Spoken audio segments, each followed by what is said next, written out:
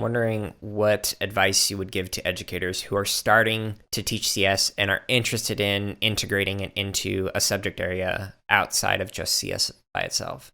Again, I think there's a whole host of things that you could do. Look at what's happening in the field that you're in right now and talk to somebody who's doing that job and ask them, how is computer science influencing them? You'll get great answers. Invite them in as guest speakers for your students so that you and your students can both hear, and then use that as inspiration for your first project. That's an excellent starting place. An example is I have a colleague that teaches right next door to me. He's a social studies teacher. He invited a data science person who he teaches AP government. And so he invited a political consultant to come in, and that person was in charge of polling and kind of getting a pulse on what people think. And he used data science to be able to analyze, brought in that information, talked to him. And this social studies government teacher was just blown away by the amount of computer science. So then he started to dig into the data. He started to use some tools like gapminder.org, really helped him to be able to get a pulse on like social issues. And once he started playing with gapminder.org, that was sort of the beginning of his journey in helping students to be able to see where patterns might be able to be found in data. Well, that can lead you to making social points that you couldn't have made if it wasn't for that data.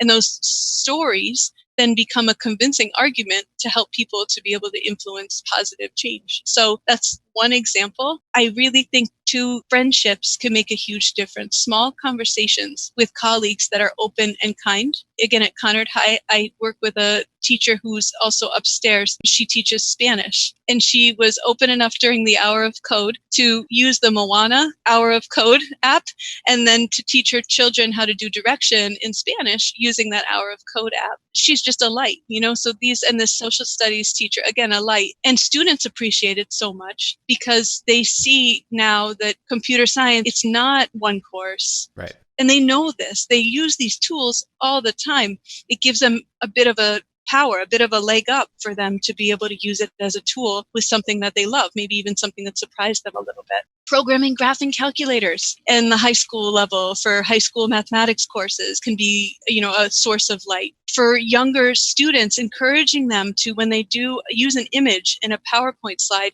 they don't just simply use it, but they also cite it and include proper citations. When a younger child is going online, do not use your last name. They should never use their last names. Again, in terms of just staying secure and safe online. And the teachers model that behavior, that we also cite images that we use in our slide. I think this is a missing please and thank you. Like, we would never, for a kindergarten class, not say to our students, hey, make sure you say please and thank you when you're asking for that. Or is that a proper way to ask for something? Isn't there a word that's missing?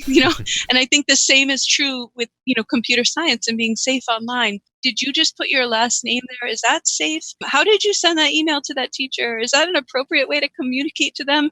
Is there a period at the end of that sentence? So I do think that it's sort of the missing really large elephant. There's a reason why it's missing. It can be scary for teachers, and it can be scary a bit for students. The whole point of education is to help students to make good choices based on knowledge, not fear. And so if we can model that for them, then we're closer to, I think, helping them to be able to work through, helping our society to work through the issues that we might be still having with computer science.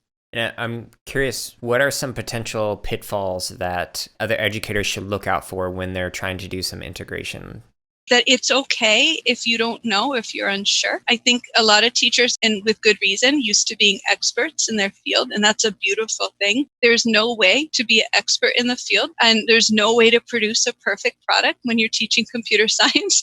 It's a constant reinvention. It's a constant learning. Often the students, because they have more time to create and they have more time to learn than we do, we're sort of guiding them and we're helping them and we're learning often right alongside them. And that's okay. That's completely normal. And it can be really, I think, relieving. It takes a lot of pressure off. And it also is really joyful to join your students in the learning process, as opposed to being their one source of knowledge. Yeah, I'd like to share. So I think it was every Thursday in my classes, it was like we'd start with debugging, and I would share either a bug that I was personally working on and here's how I solved this particular bug I was trying to figure out. Or I would showcase, here's a famous bug in a video game, and here's what might have gone wrong with this and how it relates to the projects that you're working on. I think kind of sharing that and just being human and being like, look, I make mistakes too. I'm constantly problem solving just like you. It kind of normalizes it and makes it less scary and hopefully more accepting, because